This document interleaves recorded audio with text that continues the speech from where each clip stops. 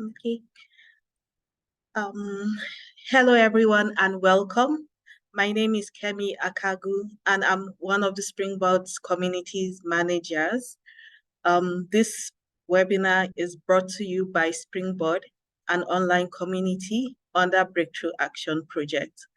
Breakthrough Action is USAID's flagship program on social and behavior change, and the project accelerates the use of social and behavior change through evidence-based tools and processes that encourage the adoption of healthy behaviors while addressing structural barriers and underlying social and gender norms that prevent uptake of services and positive health practices. If this is your first Springboard webinar, then welcome. And I'll just tell you a bit about Springboard. So Springboard is an online community of over 4,000 social and behavior change professionals across 100 countries. And Springboard provides a platform where SBC professionals can connect and learn and share with each other. Springboard can help you advance your SBC skills, connect with colleagues and SBC leaders, and be inspired through resources and jobs and webinars. You can find events on Springboard. If you are not yet a member, join today. And we'll go straight into our agenda for today. We're going to have two presentations followed by a Q&A session. Please feel free to introduce yourself in the chat feature. Let us know who you are, your organization, and where you're joining from. And you can also put in questions you have as we go through the presentations. And we're going straight into the presentations now. Our first speaker is Anurag Banerjee, and he comes from Quilt.AI, where he's the CEO and founder. Thank you, Anurag, and over to you.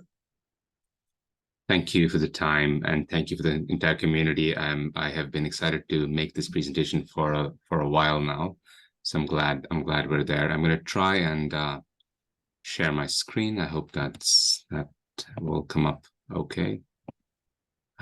Super. So I'm going to try and do this in about 12 minutes to respect Lukas's time, and then to make sure that we have healthy Q&A at the back end of the conversation. So just jumping right into it. This is our propaganda slide, so I won't spend much time on it. We've been around for a little over 5 years, and we're a half and half company. So half our work is in philanthropy and social behavior change, and the other half is with commercial organizations. When it comes to AI, there are so many definitions and so many kinds of AI, and it's important just to ground you in the kind of AI that we do, which is quite limited. There are many wonderful AI organizations in the world doing some stupendous things, from cancer research to financial verification. And then there's, of course, the buzz and hype around generative AI and ChatGPT. I think even my 87-year-old grand aunt is now in ChatGPT. So there are two things that we do as an organization when we try and help SBC campaigns. One is, as you can see from this GIF, we are able to understand conversations online across multiple languages with nuance and context. And for us, that's really important because we are an internet-first company, and our thesis is that more and more conversations about all topics, whether it's food or travel, or it's condoms and HIV testing, more of that conversation will happen online than it does offline. So understanding that is important from a research and knowledge perspective. The second capability that we have is similar to understanding language. We are able to understand visuals, like you're able to again see in this GIF, right? So it's not about the social media tag, but it's actually what's in the image. So if I was to look at this image, I would see that one is happiness. This is about scientific geek gentleman in a curated yellow sofa. He's a lady thinking about food and health choices, in addition to looking at food in a grocery aisle. So all of that is important context. So we are using our AI machines to first decipher what's on the internet. We got a diagnostic AI to decipher and use that before we start any behavior change campaigns. We have taken that knowledge and worked across multiple different data streams and project streams. So ranging, and you can clearly see it here, some more than others. A lot of COVID-related work happened for the last, well, 2 years prior around vaccine and behavior change on vaccines across Asia, Africa, and the US. And then we have done other things, but our primary pillars are gender, which can range from, pay inequity, which some of you may suffer from, to violence-based inequity, which I hope none of you are suffering from. So gender is a pillar, climate is a pillar, and health is a pillar for us. There are a couple of slides on how we think about driving behavior change. It's based on a lot of sort of theory and academic protocols, but we start with the idea that the internet can be a really complicated place. With a lot of misinformation, bad information, disinformation. But actually, you can use the same tools in the algorithms to drive good, effective social behavior change. So what our core capability is, well, now that we understand what happens on the internet from our textual and visual analysis, we flip that to be able to generate contextual content. So think of this as mini GPTs on any topic. So we have a gender model, we have a climate model, and we have a gender model for like sub-Saharan Africa, we have a gender model for South India, we have a gender model for certain parts of Argentina, because each community, as all of you know as practitioners, works and moves down the spectrum differently. So we're able to build content at scale using AI. The thing that drives behavior change, all things being equal, is more exposures. Again, all things being equal, right? So regardless of what sort of model you follow, more exposure leads to more change. And so we follow the same model by large amounts of content. We've built, so there's a public document here that I'm happy to share with the Springboard community around how we have built our framework from awareness to intent to action, rule of thumb, and how you can do that on the internet by deploying. So we do no in-person behavior change. It's all web-based. It's all social media-based. It's all, the way you would be sold a holiday or, Diet Coke is the way we go after optimizing for behavior change in other spaces. So this is an example of, again, how we run cases. So here's 10 control cities, 10 interception cities, and how we move people into the idea of family planning and nudging them with appropriate messaging. Again, informed and educated by deep academic research. So these models that create the content are built on, academically sensible, peer-reviewed documentation that then creates good outputs and good outcomes, and the outputs have zero hallucinations. So they've created the idea that this is a tight model, and hence it should have a tight outcome. I'll give you two use cases now. So this is the idea of like, what does health mean across mental health, child immunization, and nutrition? This is a piece of work in India. And so first we start with, what is the conversation about, say, mental health in this situation? Then we take that and we build a ton of content against that to deliver that content in multiple languages. And we segment the content because, I think one of the things that, fails in most behavior change programs is bad segmentation and bad content, or inadequate content, at least for the segmentation that might exist. It's really important to build content like I do certain things, and I know rationally that I should not be doing those things, but are there other ways to get to me, to nudge me and change my behavior? So a large part of that is on how we make segments and contents against that. This is a different use case. This is across multiple countries: Argentina, South Korea, Brazil, France, and Spain. And here the goal is to drive a climate impact program. How do you have people eat less meat? The donor, I am still annoyed with the donor for picking very intense meat eating countries to run this campaign in. That's a joke, people. So we found, again, similarly found segments there. Obviously, and here we realize that you can't change behavior, but you have to take in the bell curve to find whose behavior you can change. You can't change everybody's behavior. So the phase 0, the orthodox fanatics, it's impossible to nudge them, literally impossible to nudge them to make a change. It's the armchair activists and the early switchers, the phase 1 and phase 2. So once you've understood the segment, you're like, all right, how do I attract and create communication to target this segment and make it meaningful, relevant, and useful for them to drive that from a generative perspective? So then how do we nudge them is, everything from health consciousness to doctors' quotations to factual success stories of vegans and vegetarians into building sample ads and sample copy. So the bottleneck in a lot of communication always is physical building of content, but if you can now automate that and use AI to scale that, then you've instantly solved for that exposure challenge that we have faced for decades in behavior change. I wanted to just take one more minute and share some adjacent thinking, just to because we do have a lot of our technology that is built for the commercial world. And it's proven and used in the commercial world. I want to just share 3 slides on things that might be useful for the community here. One is, and I picked music because music is something that everyone can associate and understand, but music also has segmentation, and I may listen to different music at different times. I may identify with one kind of music, but each music artist, it says so many things in there. So how do you actually break that apart? So this is a piece of work across, thousands and thousands and thousands of songs to understand which would resonate well with what audience, right? And that becomes important, again, as you build content, because music is a phenomenal way to drive behavior change, actually. So if you can incorporate certain kinds of music, certain tones, certain beats, it actually drives the message and the communication, disproportionately more effectively. This is a way of us thinking about fashion, but the way to think about this actually is the model inside is what's called a sender-receiver alignment model.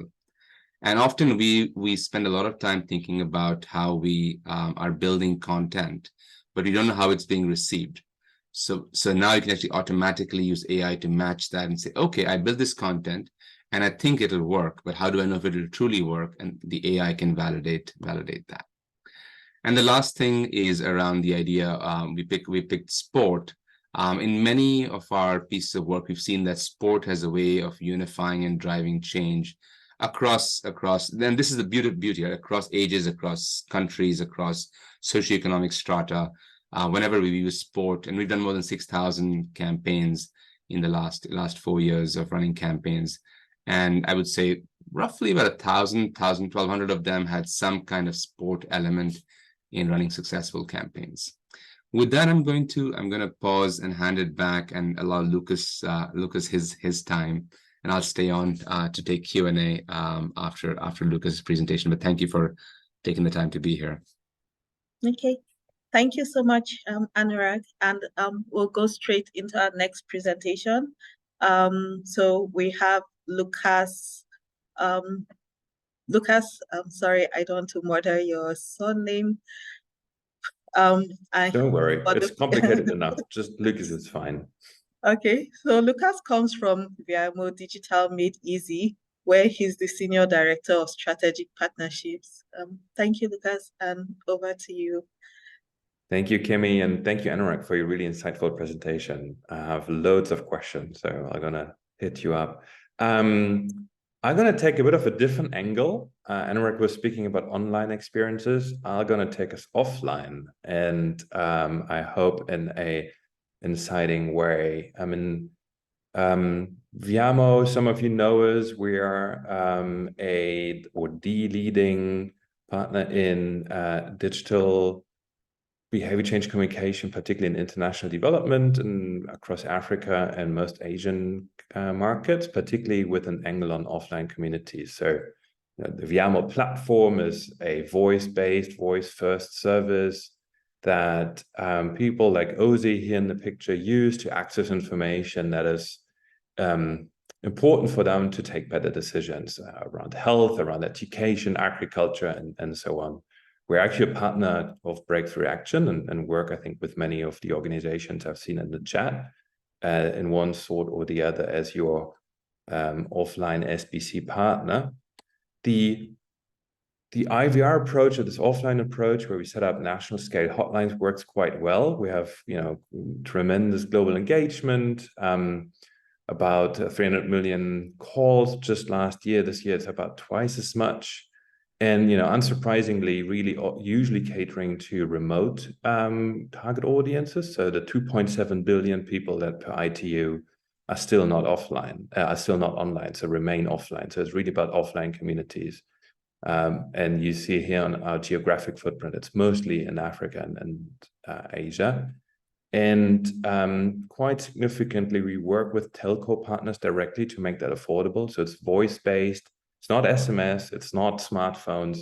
It's really voice-based for basic phones and simple phone calls. And people call us, people like Ozzy, to access information when they want it in their local languages and local and in their moment of needs. What we're doing at the moment is embarking on a quite interesting journey from left to right. So version 1 on the left is essentially the Viamo platform right now, a Wikipedia-style experience where, again, including with Breakthrough Action, we have developed and then produced pre-recorded material, short messages or drama series or gamified audio learning games, and it sits in simple IVR menus and provides information. We are already bringing in the second version, in the middle, like recommendation engines and a more personalized experience, similar to what we all experience on YouTube, on Netflix, so that it remembers what our callers have listened to. It remembers the preferences based on their past behavior on the hotline, and proposes content to them that might be interesting to them or where they have left off. But what I want to speak about really is version 3 on the right, the digital assistant. And it is maybe a bit confusing where I'm speaking about offline communities and then speak about the digital assistant, but it is precisely about generative AI. And, it's not just our grandfathers using it, but it's also a lot of our end users, a lot of our target audiences that should use it, but for now being left out. And that's what I'm going to speak about, because we're trying to bring generative AI to the basic phones of those 2.7 billion people that are still offline. So if you look at the latest GSMA digital gender divide report, the latest ITU data, you're going to run the math and you see it's going to take us until 2050 to bring all of these 2.7 billion people online. And that's not accounting for population growth. We're not accounting for, the fact that the easiest groups have already been brought online. So it's really the most difficult to reach. And even for them, waiting another 20 years or so, it's just not an option. If we think about family planning, if we think about gender-based violence, if we think about climate change and other aspects. So we have to make the revolution that's going on in the digital world accessible to them and democratize it and make it accessible for them from the very simple basic phones that they usually already have access to. So it's this picture is really the vision that we're rolling out at Viamo at present with selected partners, where you see Ozzy in the middle, and we're moving towards a future where she has access to local information, local service providers, local service offerings, but also regional elements in her proximity about sort of agriculture input services that banks are providing, weather news in real time, but also national elements, and obviously, anything that's on the internet internationally, because everyone wants to have access to information, not just the people that are online. And we do this and we achieve this through the simple basic phone that Ozzy has in her pocket, that she can use to place a simple voice call to our toll-free Viamo platform and then access generative AI. And it would take me a long time to explain this, not because of you, but probably because of me and because it's a bit confusing.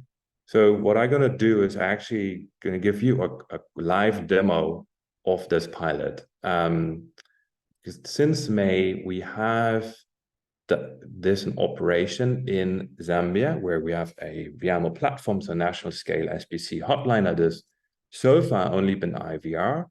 And we connected it to a generative AI engine and speech technology to give our users in Zambia access to generative AI, and so that they can receive responses to personalized questions in real time.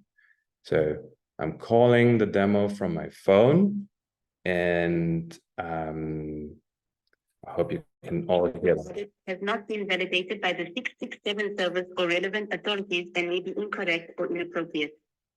This call is being recorded for product improvement purposes. Ask me anything. Ask me how people in Zambia can work together with their communities to build a sustainable economy that benefits everyone, including nature. What would you like to ask me? You can ask me anything and I will do my best to answer. After you hear the tone, ask your question speaking clearly and slowly. When you are done, press 1. What would you like to ask? What is HIV? Thank you for your question. Please wait for a minute while I find an answer for you.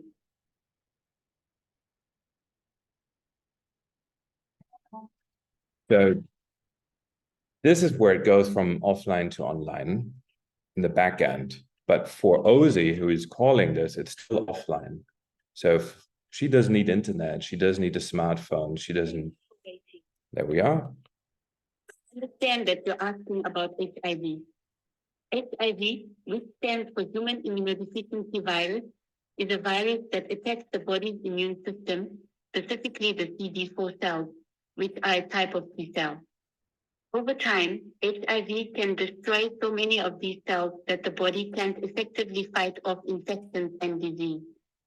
Without proper medical care, HIV can lead to AIDS, acquired immunodeficiency syndrome, which is the most severe phase of HIV infection. Remember, HIV is a carefully controlled condition with proper medical care. It's also preventable with proper sex education and practice safe sex habits. If you want more information about HIV, such as its symptoms, transmission methods, or treatment options, you could ask specific questions about those topics. So, how else may I assist you today? Would you like to ask another question? If yes, press 1. If no, press 2 to hear a short survey and help us with your feedback. All right, I'm hanging up here. I think you get the idea. You see the number on the screen. Feel free to call it in your own time to have more experiences. This is still the same write-up, essentially, or a similar write-up of a response. And this is so far really the most personalized and contextualized way that we can give people access to responses and in the end solve their problems that they have, not just through curated information and not while waiting for an online experience, but through the simple basic offline phones that they have.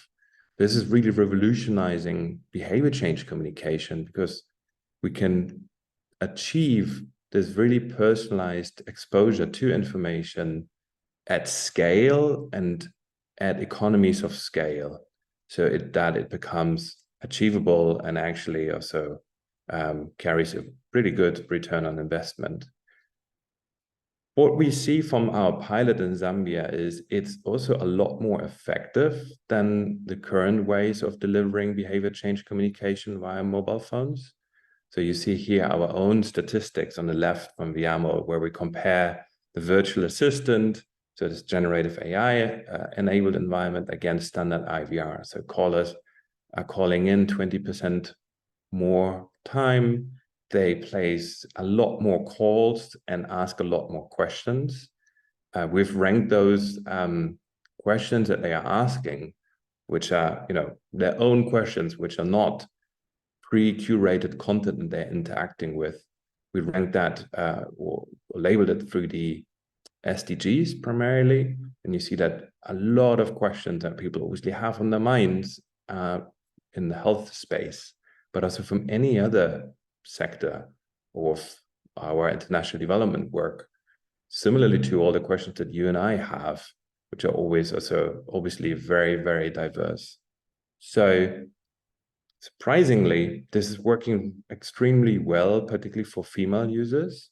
So 60% of our users of this generative AI solution in Zambia for basic phones are women. They're predominantly young and predominantly from rural areas. So it is a way of overcoming the digital gender divide that we see over and over again with online-based solutions that try to target offline communities or remote communities in Africa and Asia in particular. So where do we go from here? This is what you just heard, a very first pilot.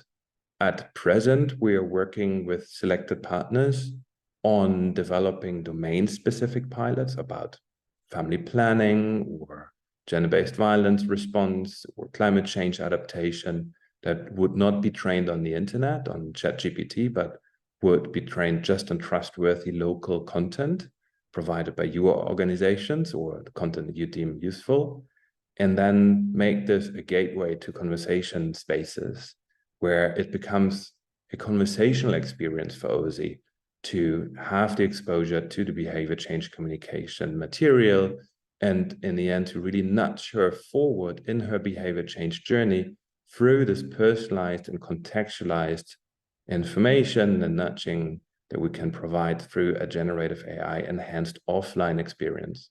So I'd be very pleased to explore that in more detail with you. Again, it's offline, doesn't require the internet, no smartphones involved. It's in local languages, and it's just about taking the step of rolling this out at scale. Obviously, the benefit of this is you and us together will field a lot of questions from Ozzy. So already in this pilot in Zambia, right, the experience that we just had together, people are asking their very own questions, right? It's not clicking through pre-recorded content or selecting things on a chatbot. It's their own questions that they have in their mind, which is obviously gold when it comes to understanding what they have on their mind, what the perception is, what they need to know, what they want to know. And so that presents a huge new database of insights and information to be considered for behavior change programming, because this is fast tracking the field research and allowing you to do that in real time on an ongoing basis with online communities through really amazing work of partners like Quilt, but also with offline communities in real time so that it becomes inclusive for everyone. All right, that's it. Thank you. Okay, thank you so much. Thanks to the both of you for these very interesting presentations. So we'll be heading straight into the Q&A session, and there are a lot of questions in the chat. We'll try and cover as much ground as possible. And I'll be starting with questions to Anurag. So Anurag, there were some questions while you were presenting, and one of them was, how long does segmentation take? That's, I'm assuming the person's asking about AI done segmentation.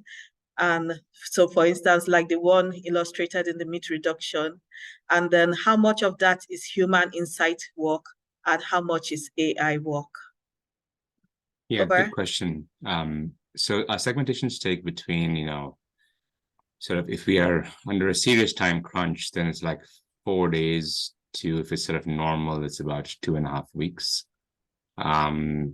It's all the clustering and the basic writing is done machinically. Research, SBC, behavior change for all the countries that eat meat a lot.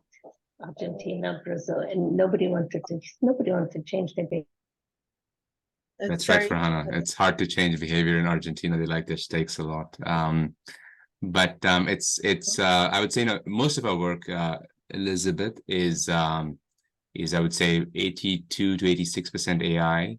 There's a human QC at the end, and there's a human nomenclature. So the machine will cluster the data, then naming a segment like the Orthodox Fanatics, which is one of the segments we had. That is a human naming and human labeling piece that happens. Okay, thank you. And then there was another question, a question about how you measure impact of such interventions. That's also to Anurag. Yes, so we measured intervention success through sort of three ways. One is we have an online, offline sort of pre and post classic sort of survey that is done, which is sort of method based. The second is we measure the change in the chatter. So if people go from wanting to be, very little conversation about, say, HIV testing to like looking for HIV centers and HIV services becomes the conversation, then, there is a mathematical model we build there to assume that some of that was tightly correlated, not causated. We can sort of put boundaries on it, but attribution becomes sort of, incorrect to assume full attribution to our efforts. And the third is that we will actually link with a service. So many of our behavior change campaigns are tied to either, a test being done, something being sold, something being bought, some evidence point that is visible from an offline action. So that's how we know that. So between those three, we'll link to measure that. Okay, thank you very much. And then I'm asking one more question. Anurag, you can start answering. You can be the first person to answer it. And I would also want to hear Lukas's response to that. So the question is, are there concerns about biases being introduced or misinformation being part of the AI's response? So those are two very good questions. The bias question is a hard one, because nothing is bias free in the world, right? So I think it just, our biases get reflected in the AI, and that's true. I think so. That's an impossible fight to fight. It's like none of us is bias free in this room, right? We think we are, but we're actually not. The misinformation is the really tough one, because I think that's this thing called hallucination. So you've all seen enough stuff about GPT hallucinating. When you build a model based on very tight, valid source information, your misinformation or creative creation gets dialed down dramatically. There's probably between 2 and 3% of, I would say, misinformation that comes out in our models. But that's why you have humans to, sort of validate and check that before it gets released as part of the content stream. Thank you. Lukas, you can add on that, and also related to the question was there's a question about how we can be sure that the information coming from your model is valid, being that it's being picked off the internet. Right. So So go ahead, Lukas. No, go for it, Anurag, if you want to add something. No. After you, I've been taking a lot of the airtime here, so conscious of that. Okay. Anurag gave a brilliant response to the bias question. I have nothing to add to that, I guess. But when it comes to misinformation and making, like, safeguarding the responses, it is called generative AI. So it has a limited capability to generate these informations, in a creative way as well. So the approach to take is there's a lot of built-in capabilities, even within OpenAI, to sort of restrict those hallucinations. You can drive up the confidence intervals. You can, what we do with the pilot in Zambia, for example, we've put guardrails into place. So it's not meant to even respond to questions that are harmful or inciting violence or political or in that way. But it's also important that this needs to be supervised, particularly in the beginning of a pilot, and has to be sort of fine-tuned and retuned. And that is why at Viamo, we're moving also towards the so-called empty cup approach, where we want to use the same technology, generative AI, but train it only on domain-specific content provided by our partners in agriculture, health, and so on. to make it more localized, but also more contextual, but also clear out any irrelevant content that would have been used to train it. I mean, ChatGPT is trained on the internet. That's mostly content that's made for the US and Europe. So it is by definition not fit for the purpose to really be effective in markets in Africa and Asia. So that's why we're moving away from that. And the hope is that through that we can really reduce the risk of hallucinations, of misinformation, but we have to be cognizant of that risk and hence have a human in the loop who's in the beginning, you know, supervising all questions and responses. And then as time progresses and the model becomes smarter and more reliable, we'll then look at it based on keywords and sort of sentiment analysis. Okay, thank you. Back to you, Anurag. Someone wanted you to elaborate the first approach of measurement you talked about. So going back to the question about how you measure the impact.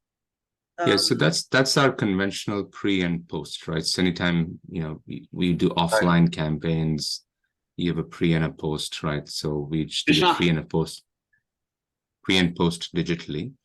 And we do a control measurement. So there's an RTC there. There's also another question from the lady earlier. The response is coming directly from the internet. So how do you ensure the information is from a valid source? I didn't understand that question. Perhaps the person can ask it so with some clarity, please. Okay. So that's Aparnaraj. Okay, I think we've answered that question. Okay. That was what was sort of what Lukas. Yeah.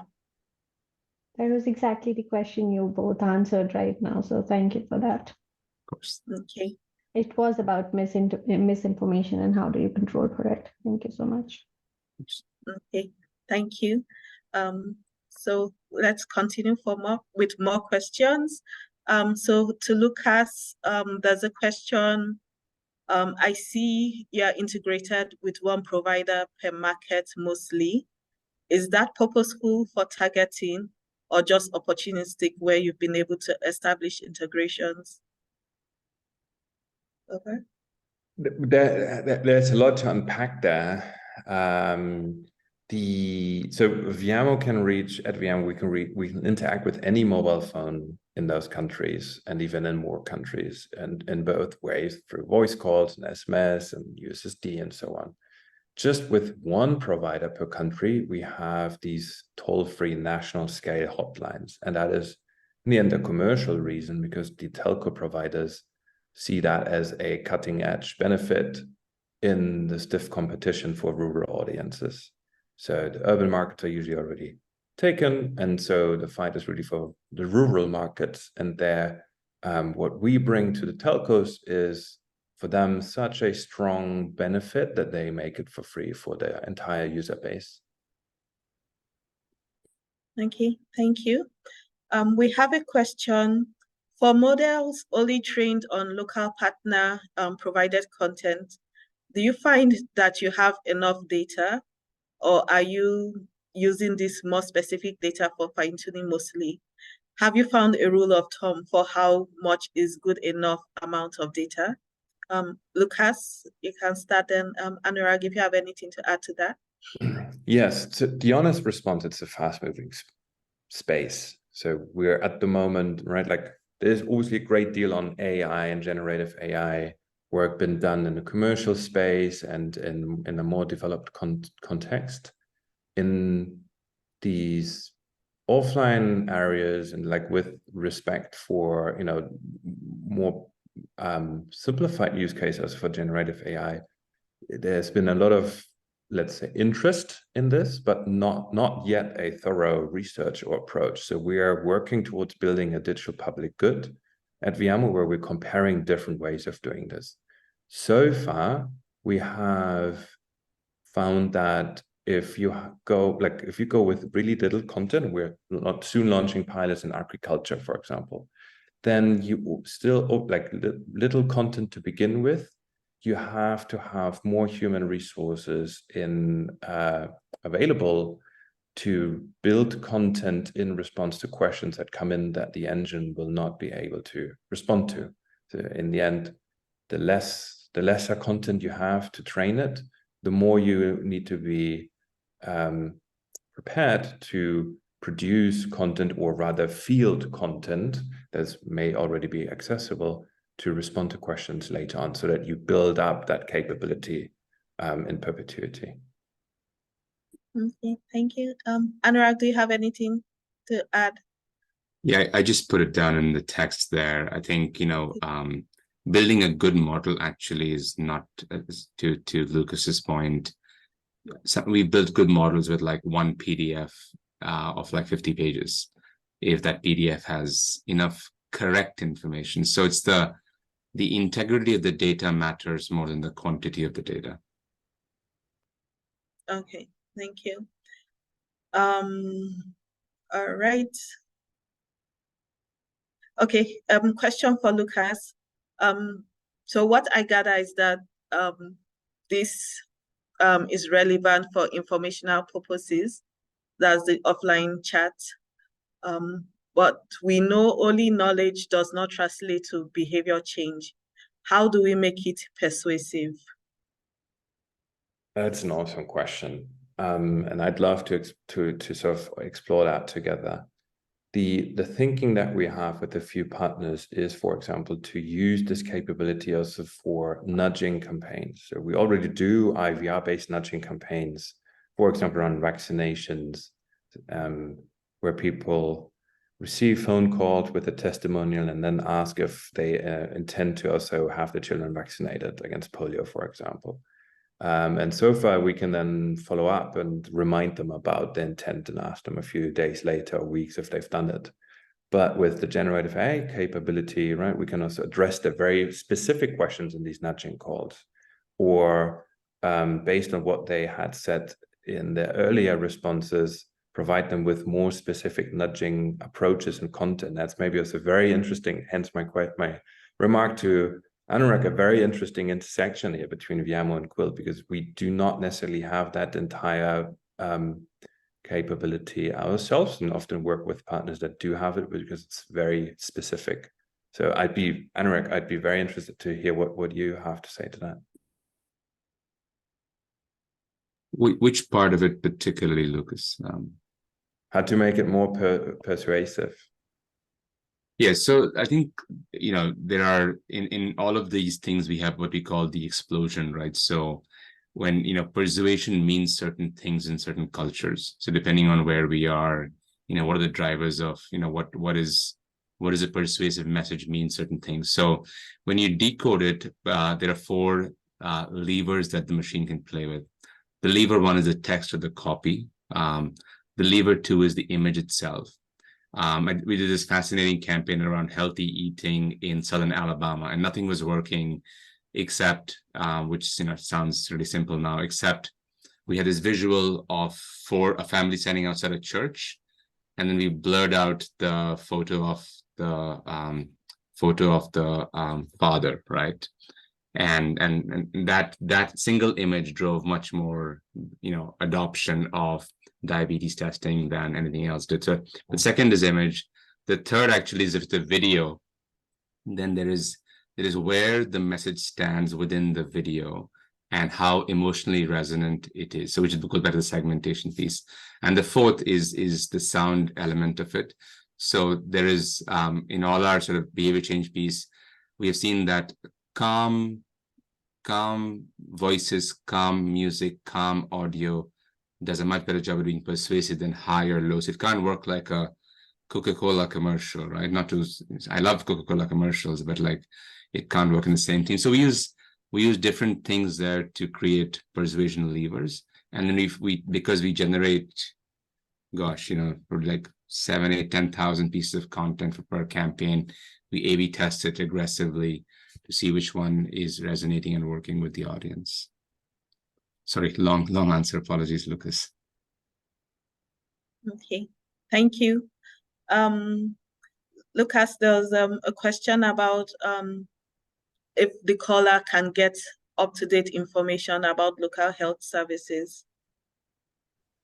Yes. So, I mean, at present in standard IVR hotlines, that is rather difficult to achieve because you, by virtue of these messages being pre-recorded, right, they cannot really digest and make use of information that is provided through APIs like weather data, so on, except through pre-recorded building blocks. But one use case we're actually rolling out at present with a few family planning partners is to refer callers to specific service partners, not necessarily in their proximity, but that are the most effective for the needs, right? Like that are registered to have adolescent-friendly services, for example, or that have a specific family product on stock, or that speak a specific language. And through a combination of generative AI, but also really then voice technology, this can be sort of put together and audioed back to the caller in a matter of really just a few seconds. So it is possible, and something that we're going to launch pretty soon. Okay, thank you. Okay, Anurag, I know you are going to be jumping off shortly. I'll just like you to elaborate a bit on the question you've already started answering in the chat. We have a question about what we can do ourselves. We that we are not AI experts. What are the best prompts so that we can have the answers with very little misinformation or bias? So check out sphere.quilt.ai. There's a free marketing copy creation engine there. Play with it. And if you like it, subscribe at whatever the minimal fee is. But outside of making sort of a pitch for our product, I think if you're just using, say, GPT to build content, right? Good prompts in GPT end up being about 405 to 415 words in our experience. So as you're saying, make me a social media slogan that talks about the benefits of long-form contraception or injectables. And an injectable, and these are the benefits that an injectable has. Make sure the benefit says that. And please do not make up, which is what I said in the prompt. Please do not make up any information. Right. So that's the way I would feed it into it, and you'd get out that. So you can actually use ChatGPT in a general purpose way. A lot of our sort of very small NGO partners, that's what we encourage them to do. We do prompt training, and then they're compliant on that. But there are enough free products out there where you can type that prompt around, basically saying, "Don't make shit up," pardon my language, and and you tell the machine that, and the machine, for the most part, doesn't make stuff up. Okay, thank you. Lukas, do you have anything to add to that? I guess from our experience, what's really important is in that prompt engineering, provide as much content or as much information about your target audiences as you can. So, right, like in specific, who are you writing that for? Who do you want to target? Even though, again, ChatGPT was sort of trained on the internet, and it's mostly US and Western Europe, it is cognizant of some of those biases. So that's what we've learned through the pilot in Zambia.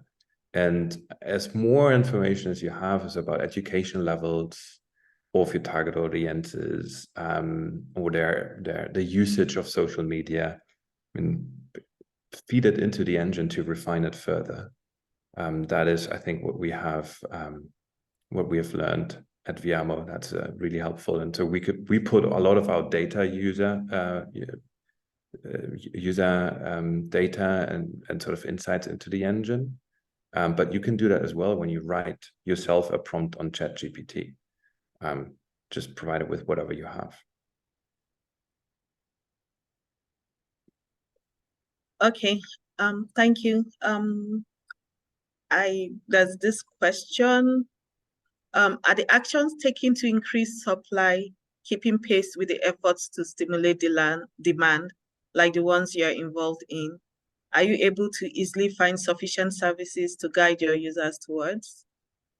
That is a right question. Yeah, no, offline services need a lot of investment. I mean, all this investment in Gen AI is cool and we benefit from it, but honestly, a lot more investment needs to happen in ensuring that the services that Lukas and I are driving people towards are available and offline and available to communities that need them. And I think the gap is ridiculous. That's my very